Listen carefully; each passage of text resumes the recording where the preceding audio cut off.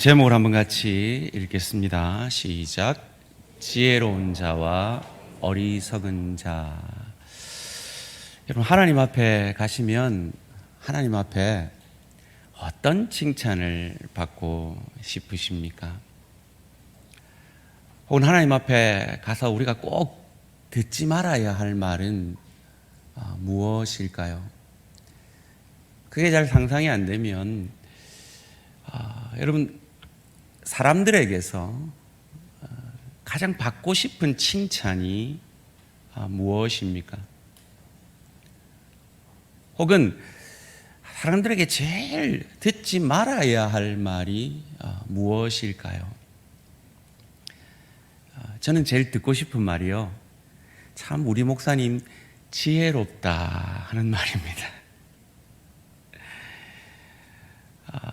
제게서 지난 2년 반 동안 혹 이 표현을 들으신 분이 계시다면 그건 제가 할 수 있는 최고의 칭찬을 해드린 겁니다.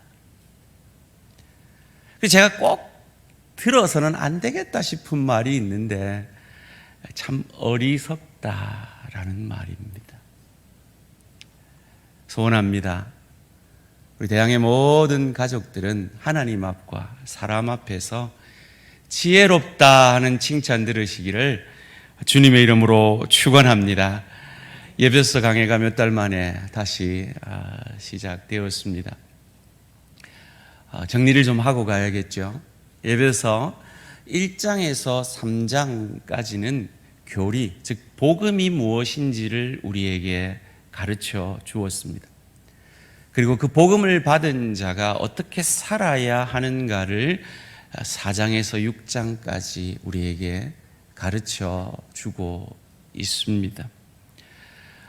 이 4장에서 6장까지의 말씀의 핵심의 말씀이 4장 22절에서 24절까지 말씀입니다.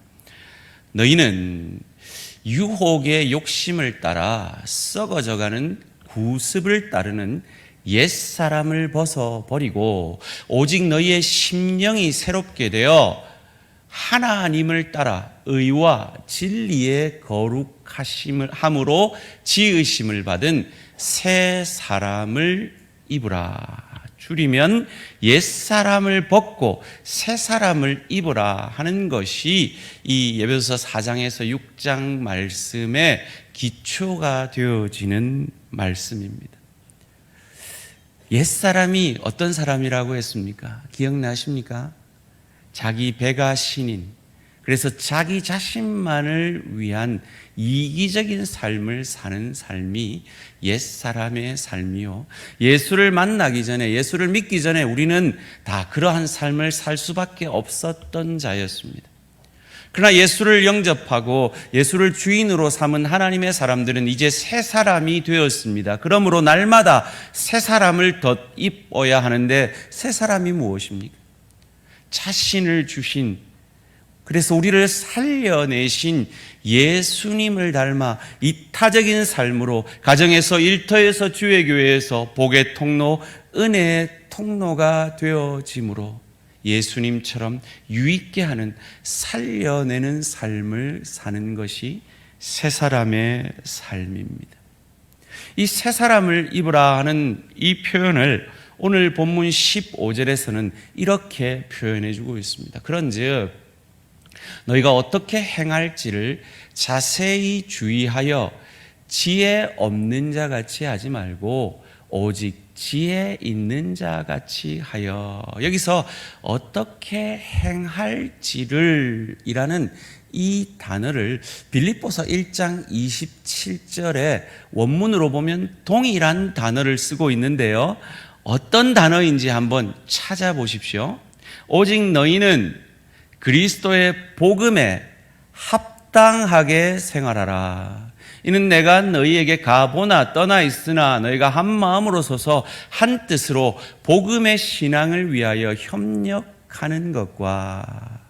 어떤 단어가 같은 단어인 것 같습니까? 합당하게 생활하라 하는 단어입니다. 20세기 최고의 설교자로 하는 로이드 존스 목사님은 그의 로마서 강의에서 성도의 성화의 가장 큰 무기가 뭐냐? 그것은 자기가 누구인지를 깨달아 그 자기의 신분에 합당하게 살려고 노력하는 그것이 성화의 가장 큰 무기다라고 말하고 있습니다. 성도에 합당한 것이 지혜로운 삶입니다. 여러분, 지혜가 뭡니까? 지혜가 지식과 능력과 어떤 차이가 있습니까? 지식은 정보죠. 마치 우리가 에베소 1장에서 3장까지 복음이 무엇인지를 정보를 얻었습니다. 그리고 그것이 우리의 것이 되었다면 이제 그 지식은 삶이 되어야 됩니다. 적용되어야 됩니다. 응용되어야 합니다. 그것이 지혜로운 삶입니다. 지혜로운 삶의 반대가 뭡니까? 어리석은 삶이죠. 지혜로운 자답게 행하라라는 이 말씀 이후에 바울은 또한 이렇게 우리에게 명하고 있습니다. 17절 말씀입니다. 그러므로 어리석은 자가 되지 말고 오직 주의 뜻이 무엇인가 이해하라. 여기서 이해하라는 말은 머리로만 알라는 말이 아닙니다. 삶으로 살아내어라는 겁니다. 그 어리석은 자에게서 삶으로 돌이키라라는 말입니다. 그럼 어리석은 사람은 어떤 사람입니까? 제 서재에 가보면 500페이지 넘는 두꺼운 책 8권이 한문으로 제목이 쓰여져 있는 책이 있습니다. 20세기 최고의 설교자인 로이드 존스 목사님이 쓰신 예배소서 강해라는 책인데요. 그 책에 보면 아주 길게 어리석은 자의 특징을 4가지로 설명해 줍니다. 첫째로, 어리석은 자는 감정의 지배를 받는 사람이다 라고 로이드 존스 목사는 말씀을 통해 정의해 줍니다. 욥이 고난당해서 고통당하고 있을 때 그의 아내가 감정의 지배를 받아서 차라리 네 하나님을 저주하고 죽으라 라고 감정적으로 대응을 하죠. 그때 욥이 욥기 2장 9절 10절에서 그대의 말이 어리석은 여자의 말 같도다 라고 말합니다. 어떤 사람이 어리석은 사람입니까? 감정적으로 그 감정에 사로잡히는 사람이 어리석은 사람입니다. 지난 한 주 여러분의 삶은 어떠셨습니까? 저는 저희 아내가 없어서 요즘 별로 감정에 사로잡힐 일이 없어서 어리석지는 않았는데, 여러분은 아내가 있고 남편이, 그리고 부모가, 자녀가, 그리고 정말 악한 세상의 사람들이 여러분 주변에 있으니 감정적이어지진 않았습니까? 그 순간에도 감정의 지배를 받지 않는 저와 우리 모든 성도님들 되시기를 주님의 이름으로 축원합니다. 두 번째로 어리석은 사람을 로이드 존스는 말씀을 근거로 욕망의 지배를 받는 사람이다 그럽니다. 대표적인 성경의 인물이 부자이지요. 누가복음 12장 18절에서 20절 말씀입니다. 또 이르되 내가 이렇게 하리라. 내 곡간을 헐고 더 크게 짓고 내 모든 곡식과 물건을 거기 쌓아두리라. 또 내가 내 영혼에게 이르되 영혼아, 여러 해 쓸 물건을 많이 쌓아두었으니 평안히 쉬고 먹고 마시고 즐거워하자 하리라 하되, 하나님은 이르시되 어리석은 자여, 오늘 밤에 내 영혼을 도로 찾으리니 그러면 내 준비한 것이 누구의 것이 되겠느냐 하셨으니, 하나님의 것도 내 것, 내 것도 내 것, 이웃의 것도 내 것. 나를 위해 내 배가 신이 되어서 나만을 위해 쌓아놓고 이제 내 영혼아 평안히 누려라 즐겨라 하던 그 부자를 향하여 하나님은 어리석은 자여라고 하고 있습니다. 소원합니다. 이 어리석은 자에서 돌이키는 저와 우리 모든 성도님들 되시기를 주님의 이름으로 축원합니다. 세 번째로 로이드 존스 목사님은 말씀을 근거로 자기를 자랑하는 사람을 어리석은 자다라고 말합니다. 그 스스로가 어리석은 자다라고 고백하며 복음을 위해 자기를 이렇게 변증합니다. 고린도후서 11장 17절이죠. 내가 말하는 것은 주를 따라하는 말이 아니요 어리석은 자와 같이 기탄 없이 자랑하노라. 자랑하는 게 어리석다는 걸 알면서도 자랑할 수밖에 없다라고 말하고 있는 겁니다. 참 이 본문 앞에 찔리지 않을 사람이 누가 있겠습니까? 우리는 자식 조금만 잘나도 자랑하고 싶고 우리 아파트 조금만 올라도 자랑하고 싶고 내가 믿고 있는 이 정치 신념을 자랑하고 싶지만 그게 어리석은 거라는 거예요. 그런데 그거 어리석은지 알면서도 우리는 넘어집니다. 저도 지난 토요일 날 돌아보니까 또 넘어졌더라고요. 이번 오후 예배 때 설교하는 목사님이 아주 저랑 최고 친한 친구 중에 한 명인데 그 친구가 이제 같이 점심을 먹으러 밴을 타고 갔더니 제가 이전에 설교 중에 했던 말이 문득 떠올랐어요.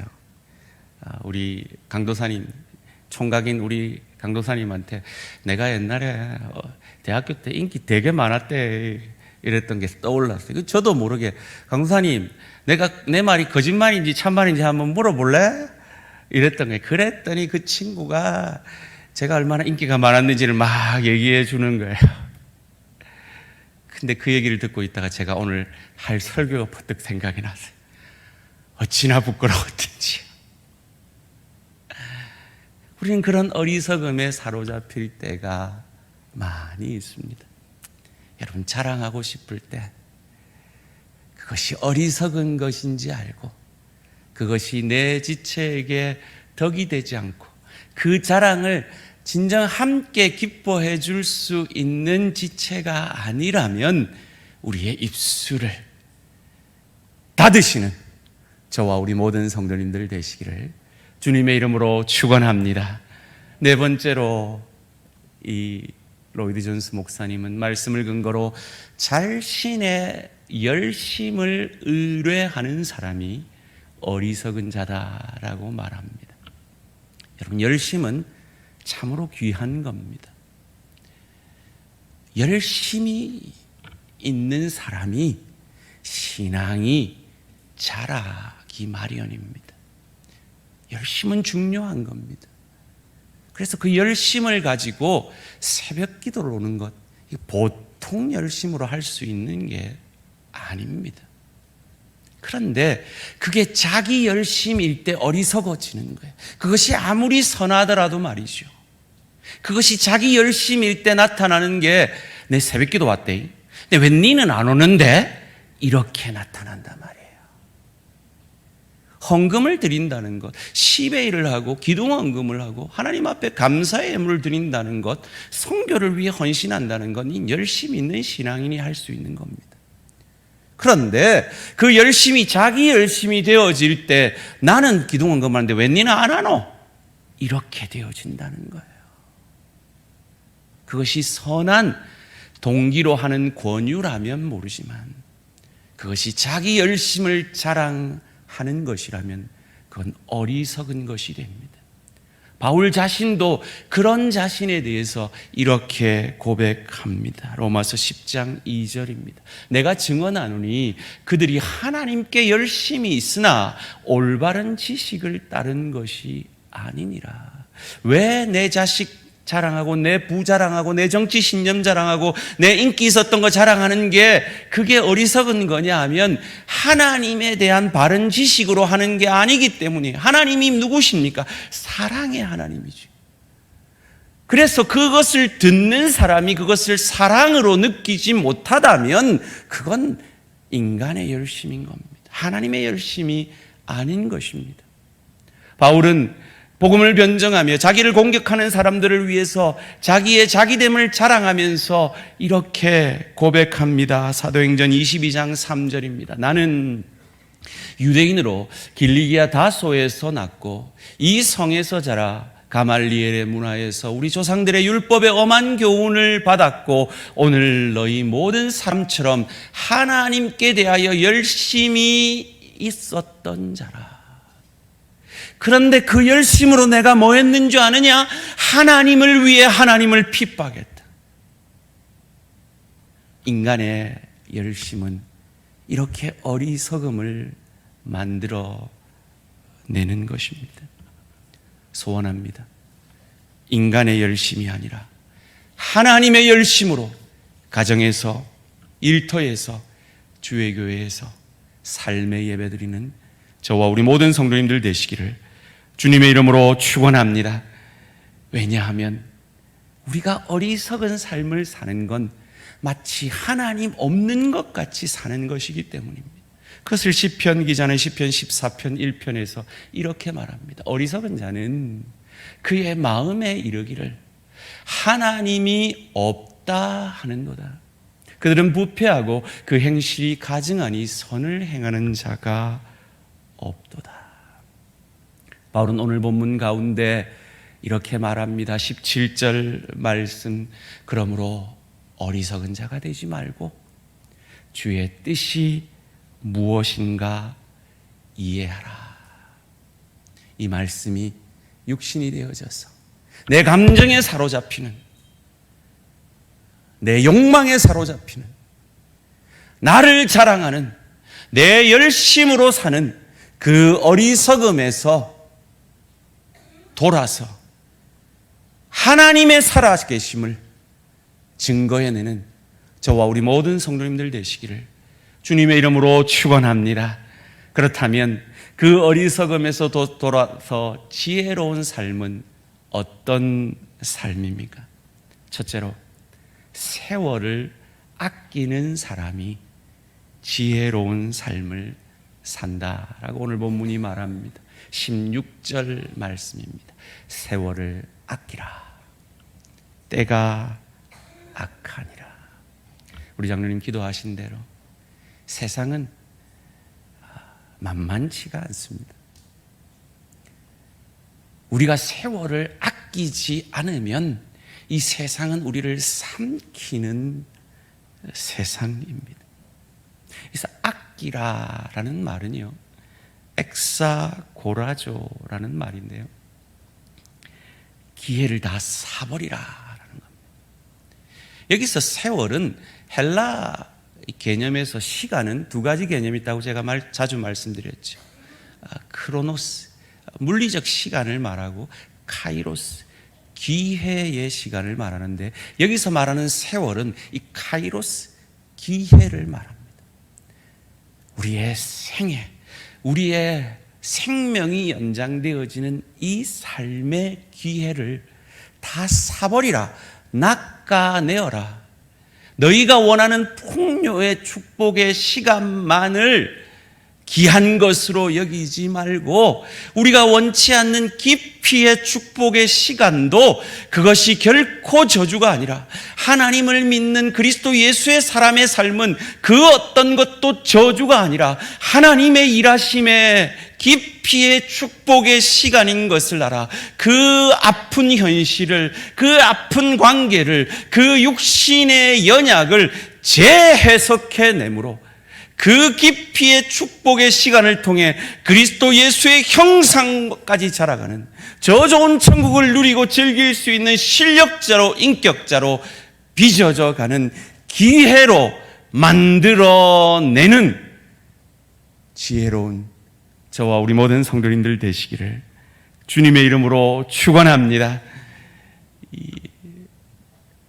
아메리카 대륙의 대부흥을 이끌었던 조나단 에드워드라는 분이 레졸루션이라는 책 70항에서 이렇게 그의 결심을 말하고 있습니다.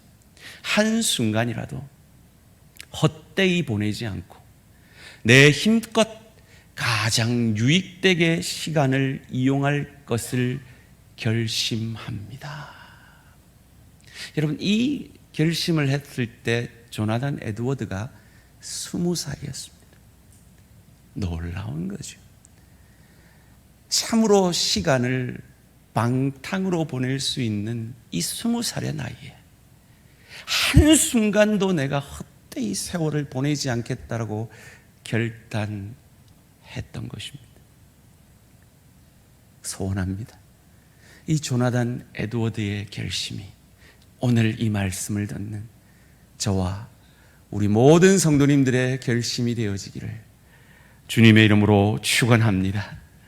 그래서 저는 자주 새벽에 기도할 때 제일 마지막에 항상 이렇게 기도를 마치고 묵상하는 시간을 가지려고 노력합니다. 하나님, 오늘 하루 제가 어떻게 살까요? 뭐 할까요? 그러면요, 정말 생각지 못한 지체가 생각나고 제가 생각지 못한 일들이 생각나서 세월을 아낄 때가 있습니다. 하루를 어떻게 살지를, 하루에 해야 될 일, 그걸 한번 작성해 보시는 지혜도 필요하고요. 일주일 동안 내가 해야 될 일, 우선순위부터 작성하면 1년 동안 혹은 한 달 동안 내가 해야 할 일을 먼저 준비하시는 그런 결심들이 있으시면 좋겠어요. 저는 지금도 새벽마다 하나님, 내년에 우리 교회 뭐 할까요? 묻습니다. 하나님의 지혜를 구합니다. 세월을 헛되이 보내지 않기 원합니다. 소원합니다. 지혜로우셔서 여러분의 남은 생명, 그 시간을 지혜롭게 세월을 아끼심으로 그리스도 예수의 형상까지 자라가는 저와 우리 모든 성도님들 되시기를 주님의 이름으로 축원합니다. 두 번째로 지혜로운 사람은 어떤 사람입니까? 주의 뜻이 무엇인지 이해하는 사람입니다. 여기서 이해한다라는 말은 머리로 이해한다는 말이 아니에요. 삶으로 살아낸다는 말입니다. 로마서 12장 1절 2절은 우리에게 이렇게 말합니다. 그러므로 형제들아, 내가 하나님의 모든 자비하심으로 너희를 권하노니 너희 몸을 하나님이 기뻐하시는 거룩한 산 제물로 드리라. 이는 너희가 드릴 영적 삶의 예배니라. 너희는 이 세대를 본받지 말고 방탕하여 시간 낭비하는 이 세대를 본받지 말고 오직 마음을 새롭게 함으로 변화를 받아 하나님의 선하시고 기뻐하시고 온전하신 뜻이 무엇인지 분별하도록 하라. 세월을 아끼기 위해서는 주의 뜻이 무엇인지를 분별해야 됩니다. 주의 뜻이 무엇입니까? 데살로니가전서 4장 3절은 분명히 이렇게 가르쳐 줍니다. 하나님의 뜻은 이것이니 너희의 무엇이라? 거룩함이라. 예수 닮아감이라. 에베소서 1장 4절 5절도 우리에게 이렇게 가르쳐 줍니다. 곧 창세전에 그리스도 안에서 우리를 택하사 우리로 사랑 안에서 그 앞에 거룩하고 흠이 없게 하시려고 그 기쁘신 뜻대로 우리를 예정하사 예수 그리스도로 말미암아 자기의 아들들이 되게 하셨으니. 하나님의 뜻이 무엇입니까? 거룩입니다. 거룩하고 흠이 없는 그리스도 예수의 형상까지 자라가는 것입니다. 그를 위해서 하나님은 우리를 예정하셨다 그랬습니다. 예정이라는 단어는 항상 하나님의 구원의 크신 은혜를 강조할 때 쓰이는 단어입니다. 하나님의 크신 은혜로 강권적으로 우리를 신분적으로 구원해 주셨습니다. 그러나 이것은 구원의 시작입니다. 반드시 신분적 구원을 받은 사람은 그 구원의 은혜에 감사함으로 수준적 구원을, 그리스도 예수의 형상까지 자라가는 구원을, 거룩하고 흠이 없는 하나님의 사람으로 빚어져 가는 구원을 이루어 가게 되는 것입니다. 소원합니다.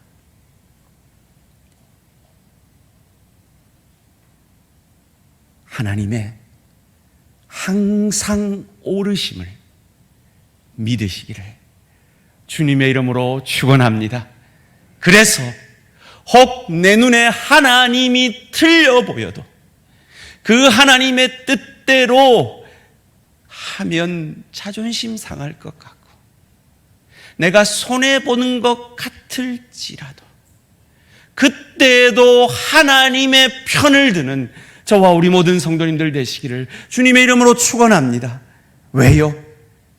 우리에게 지혜로우라 명하시는 세월을 아끼고 주의 뜻이 무엇인지 이해함으로 그 뜻을, 그 거룩을 이루어내라라고 말씀하시는 그 하나님은 나보다 더 나를 사랑하셔서 그의 아들 독생자를 주시기까지 나를 사랑하시는 하나님 되심이 그 증거이기에 우리는 지혜로워야겠습니다.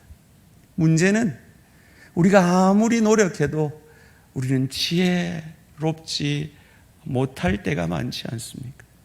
세월을 낭비하며 주의 뜻인 거룩보다 내 눈앞에 보이는 이익을 추구할 때가 많지 않습니까? 그래서 하나님이 우리에게 특권으로 주신 명령이 성령 충만함을 받음으로 지혜로우라라고 세 번째 지혜로운 사람의 특징을 이렇게 가르쳐 주십니다. 18절 말씀 믿음으로 함께 고백합니다. 시작. 술 취하지 말라. 이는 방탕한 것이니 오직 성령으로 충만함을 받으라. 이 예배소 5장 18절을 희한하게 사용하시더라고요. 자, 한잔 해라. 어디 성경에 술 먹지 마라 그랬노? 술 취하지 말라 그랬지. 안 취하면 돼요. 하고 한잔하는 변명의 도구로 이 본문을 사용하시는 분들이 눈빛을 보니까 좀 있으신 것 같기도 하고. 여기서 말하는 술은요, 그냥 술만 얘기하는 게 아니에요. 방탕한 모든 걸 얘기하는 거예요. 성경에 방탕이라는 단어를 읽으시면 여러분 이 단어를 떠올리셔야 돼요. 시간 낭비. 왜요? 이 방탕이라는 원문이요, 아소티아라는 단어인데요, 이 소조라는 구원하다라는 의미와 불변사 아가 붙어서 구원받을 수 없는 사람이라는 뜻이에요. 이 방탕이라는 건 구원받을 수 없는 사람의 것이에요. 그러니까 구원받은 하나님의 사람들은 그 방탕의 삶을 삶은 시간 낭비하게 되어지는 거예요. 소원합니다. 방탕의 자신을 방임하여 시간 낭비하지 말고 우리에게 주어진 세월을 지혜롭게 아껴서 주의 뜻인 거룩함을 이루기 위해 날마다 성령 충만을 사모함으로 기도하고 말씀 안에 붙들림 바 되는 저와 우리 모든 성도님들 되시기를 주님의 이름으로 축원합니다.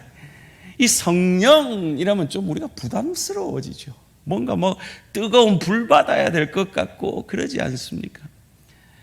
그런데 성령 하면 두 가지만 기억하시면 돼요. 성령 세례, 성령 충만. 그래서 어떤 분들은 예수를 믿고 있는데도 내가 성령 세례를 받아야 되는데 라고 안타까워하시는 분들이 있어요. 그런 영적 경험 귀합니다. 그러나 성령 세례라는 것은 말씀대로 해석을 하면 예수 믿을 때 처음 받는 게 성령 세례예요. 무슨 말이냐 하면 예수를 믿으려면 어떤 마음이 돼야 됩니까? 나는 꽤 괜찮은 사람인데 더 괜찮은 사람이 되어야 된다. 그건 예수 믿는 게 아닙니다. 예수 아니면 나는 죽습니다. 지옥 갑니다. 멸망받습니다. 라고 나의 죽을 죄인됨을 고백게 하는 것이 성령 세례입니다. 이건 한 번만 받으면 되는 겁니다. 그러나 성령 충만함은 날마다 받아야 하는 겁니다. 왜요? 그 이유를 제가 짧게 4가지로 정리해 드리겠습니다. 성령 충만을 받으라라는 이 명령은요, 명령형으로 되어 있어요. 무슨 말입니까? 그냥 무시하면 되는 말이 아니라 적극적으로, 능동적으로 우리가 순종해야 되는 명령이라는 겁니다. 두 번째로 이 명령은 복수형으로 쓰여져 있어요. 이건 특별한 목사님만, 특별한 은사 있는 분만 받으라는 것이 아니라 교회 전체가 받아야 하는 명령이라는 겁니다. 세 번째로 이건 수동형이에요. 누가 능력 있는 어떤 종이 성령 받으라 해서 받는 게 아니라 내가 하나님 앞에 성령 충만함을 사모함으로 누구나 받을 수 있는 것이 성령 충만함이라는 거예요. 네 번째로 이건 현재형으로 쓰여져 있습니다. 헬라어의 현재형은 현재 진행형이에요. 무슨 말입니까? 날마다 늘 순종해야 되는 명령이라는 겁니다. 여러분, 매일 아침 우리 교육자들이 보내드리는 오늘도 성령 충만 기도하셨나요? 라는 그 명령 앞에 순종하고 계십니까? 아이고, 이건 구역장님들이 받는 거지. 구역장들이 기도하겠지. 뭐 나는 이런 마음으로 무시하고 계시진 않습니까? 아닙니다. 우리 모든 대한가족들이 받아 순종해야 하는 명령인 것을 믿으시기를 주님의 이름으로 축원합니다. 예수님이요, 사단이, 세상이, 악한 세상이 끊임없이 예수님을 유혹했잖아요. 그래서 우리는 늘 지는 그 시험을 대속의 사역으로 우리 대신 감당해 주셨잖아요. 그 시험이 뭡니까? 40일 동안 굶은 사람한테 네 능력 있잖아, 돌을 떡으로 만들어서 먹어 라는 유혹이에요. 여러분, 우리 개그맨이 선포한 진리의 말씀이 있잖아요. 밥 먹고 합시다. 이건 진리예요. 밥 먹기 전에 회의하면 안 됩니다. 예민해지거든요. 근데 40일을 예수님이 굶었어요. 성질 나죠. 감정적으로 어리석어질 수 있습니다. 욕망에 사로잡혀 어리석어질 수 있습니다. 우리는 넘어졌죠. 우리는 쓰러졌죠. 그런데 나 대신해서 예수님이 그 시험을 이겨주셨습니다. 성전에서 뛰어내려라. 천사가 받아주겠지. 우리도 뽐내고 싶죠. 자랑하고 싶죠. 내 자식, 우리 아파트 오른 거, 내 정치적 신념, 내 대학 때 인기 있었던 거 자랑하고 싶죠. 보여주고 싶죠. 그런데 예수님은 그 사단의 시험을 우리 대신, 나는 늘 지는 그 시험을 대속의 사역으로 내 대신 이겨주셨습니다. 내게 절해라. 그럼 세상을 줄게. 왜요? 예수님이 이 땅에 왜 오셨어요? 세상을 얻기 위해, 세상을 구원하기 위해 오셨잖아요. 쉬운 방법이 있다. 십자가 지지 말고 내한테 절해라. 그럼 세상을 줄게. 내 열심으로 나를 증거해내며 쉬운 길 가기를 원하는 그 어리석은 우리를 대신하여 예수님은 말씀으로 그 시험을 우리 대신 이겨주신 것입니다. 왜요? 그분과 성령은 하나셨기 때문입니다. 성령 충만하셨기 때문입니다. 우리가 왜 지혜로운 자가 되어야 합니까? 아니, 우리는, 저와 여러분은 이미 지혜로운 자 되었음을 믿으시기를 주님의 이름으로 축원합니다. 왜요? 예수가 여러분 안에 계시기 때문입니다. 그 예수가 지혜이기 때문입니다. 고린도전서 1장 30절은 우리에게 이렇게 가르쳐 줍니다. 너희는 하나님으로부터 나서 그리스도 예수 안에 있고 예수는 하나님으로부터 나와서 우리에게 지혜와 의로움과 거룩함과 구원함이 되셨으니 완료형입니다. 그 지혜이신 예수가 여러분 안에 있기에 여러분은 이미 지혜로운 자입니다. 골로새 2장 3절도 그것을 가르쳐 줍니다. 그 안에는 지혜와 지식의 모든 보화가 감추어져 있느니라. 여러분 안에는 이미 지혜이신 예수가 있으십니다. 여러분은 이미 지혜로운 자입니다. 날마다 그 예수로, 그 예수의 영이신 성령으로 충만할 때 여러분은 세월을 아낄 수 있는 지혜로운 자 되는 것입니다. 하나님의 뜻인 거룩을 이루어감으로 그리스도 예수의 형상까지 자라가는 지혜로운 하나님의 사람들 되어질 것입니다. 그럼 어디에서 그것이 나타나야 합니까? 부부관계에서 나타나야 합니다. 부모 자녀 관계 속에서 나타나야 합니다. 일터에서 나타나야 합니다. 왜요? 성령 충만 받으라 라고 명령하고 바로 부부관계에 대해서 얘기하시잖아요. 부모 자녀에 대해서 얘기하시잖아요. 종과 상전의 관계에 대해서 얘기하시잖아요. 소원합니다. 손해보는 것 같아도, 내 자존심 상하는 것 같아도 가정에서, 일터에서, 주의교회에서 어리석은 옛사람을 벗어버리고 감정과 욕망과 내 자랑과 내 열심을 내려놓고 성령 충만함으로 지혜로운 자 되어서 세월을 아끼고 그 세월을 통하여 그 세월을 낚아내므로 그리스도 예수의 형상까지 자라가는 그 거룩을 이루어내는 저와 우리 모든 성도님들 되시기를 주님의 이름으로 축원합니다. 왜 우리가 그래야 되는데요? 우린 이미 배웠어요. 에베소서 2장 1절에서 그 이유를 이렇게 말합니다. 예수는 허물과 죄로 죽었던 너희를 살리셨도다. 이미 여러분은 살아난 자들입니다. 이미 여러분은 지혜로운 자들입니다. 그러기에 성령 충만해야 합니다.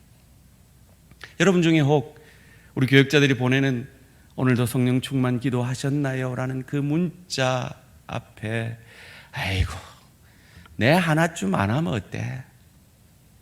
라고 무시하며 그냥 또 하루를 어리석게 내 감정과 내 욕망과 내 열심과 내 자랑으로 사는 분들 없으십니까? 왜 우리가 그래야 됩니까? 에베소서 1장 23절이 그 이유를 이렇게 설명해 줍니다. 교회는 그의 예수의 몸이니 만물 안에서 만물을 충만하게 하시는 이의 충만함이니라. 교회는 머리 대신 예수님의 몸입니다. 여러분 한 분 한 분은 다 대양교회의 몸입니다.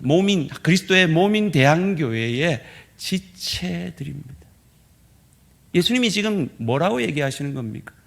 예수님은 이미 충만하신데 그는 머리만 되시고 우리를 몸으로 삼으셔서 몸인 우리 아니고는 충만하지 않으시겠다라고 말씀하십니다. 여러분 한 분 한 분의 성령 충만 아니고는 예수님이 충만해지지 않겠다라고 말씀하고 계십니다. 이 예수님의 말씀 앞에, 이 예수님의 마음 앞에 나 하나쯤 성령 충만 안 해도 뭐 라고 우리가 감히 어찌 고집할 수 있으시겠습니까?